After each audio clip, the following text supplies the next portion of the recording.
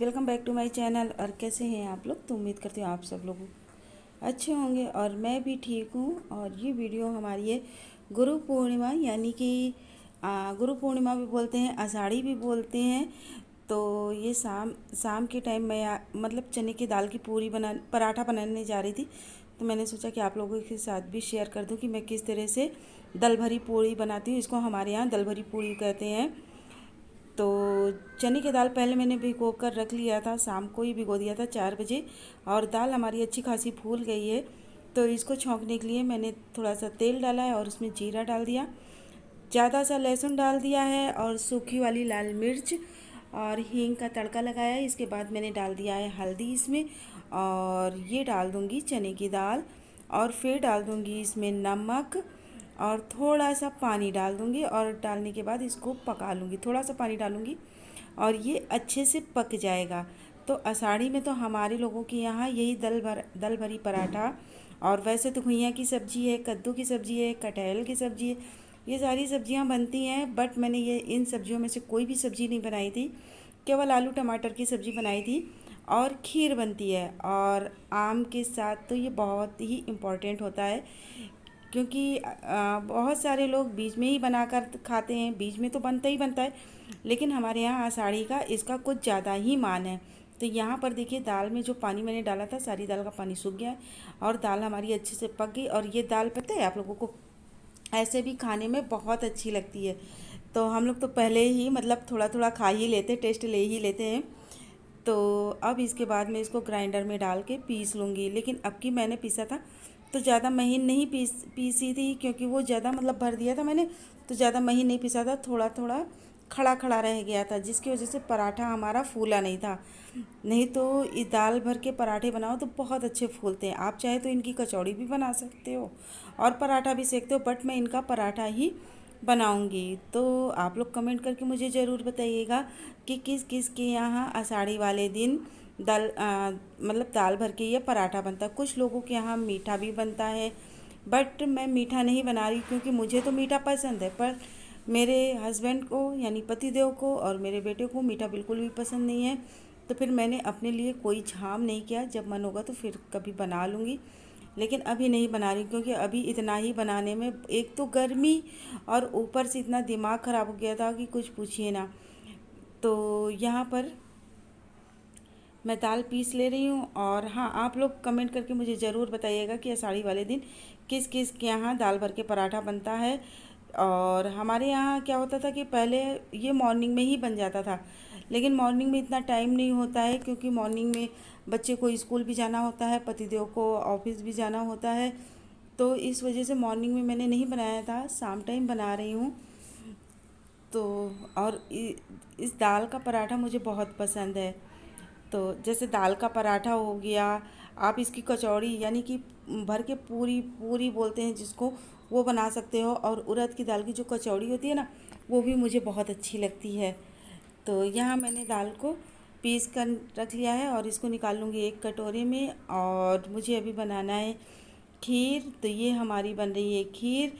और पता है, खीर चढ़ाने के बाद मैं थोड़ी देर के लिए बाहर क्या चली गई, बाहर नहीं गई, बाहर वाले कमरे में जाकर आलू काटने लगी, क्योंकि आलू टमाटर की मुझे सब्ज़ी बनानी थी।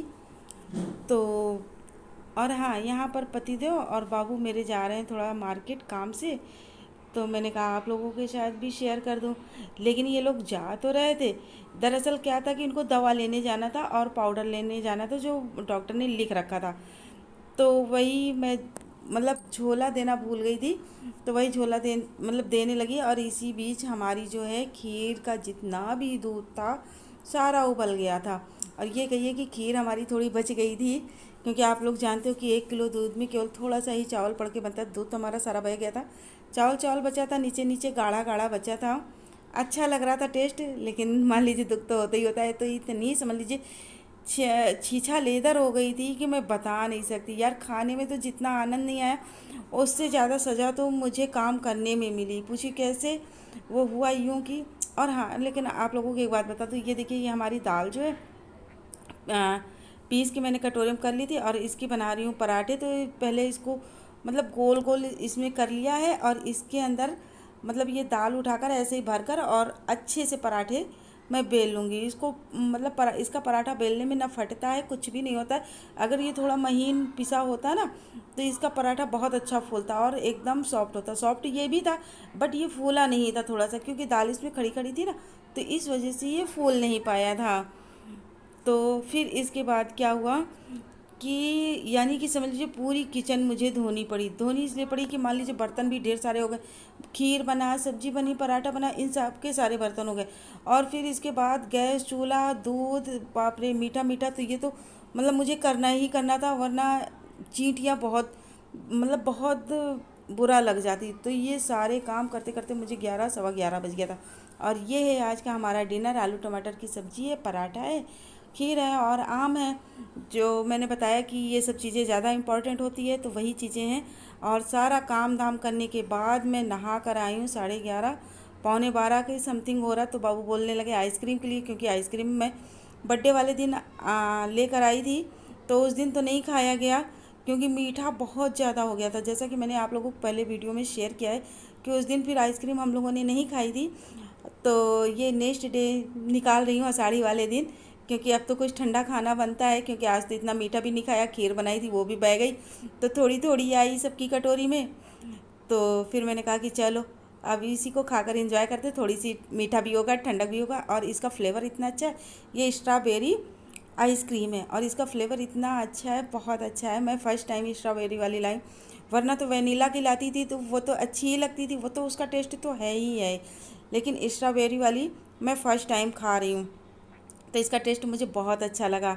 यहाँ पर हम लोग आइसक्रीम लेकर आ गए हैं, लेकिन पतिदेव ने मेरे नहीं खाया था, उन्होंने अपनी तो फ्रीज़र में रखवा दी और मैंने खाया था और मेरे बेटे ने खाया। तो हम दोनों माँ बेटा ने मिलकर आइसक्रीम पार्टी भी कर ली, लेकिन पतिदेव ने मेरे बिल्कुल भी नहीं खाया। उनके हिस्से की जो थी वो मैंने उठाकर फ्रीज़र में रख दी। उन्होंने बोला कि मैं नेक्स्ट डे खाऊंगा। और वाकई में इस आइसक्रीम का फ्लेवर जो है बहुत अच्छा था, टेस्ट भी बहुत अच्छा। जैसे ये देखने में लग रही है वैसे ही ये खाने में भी थी। और यहाँ मैं आप लोगों के साथ शेयर करें, ये पाउडर लेकर आए थे जो डॉक्टर ने लिखा हुआ था बाबू के लिए। और ये ट्यूब है जो बाबू के चोट मेरे लग गई है, तो उसी में लगाने के लिए। और काफ़ी हाथ में चोट आ गई है, दरअसल ये स्लिप खा के गिर गए तो हाथ में बहुत ज़्यादा चोट आ गई। पता नहीं क्या हो गया, इनके हाथ में ही दर्द मतलब चोट आती है। पैर में भी चोट आई, लेकिन पैर में तो कम आई, इन्होंने पैर में तो बाद में दिखाया मुझे, तो पैर में भी चोट आई है।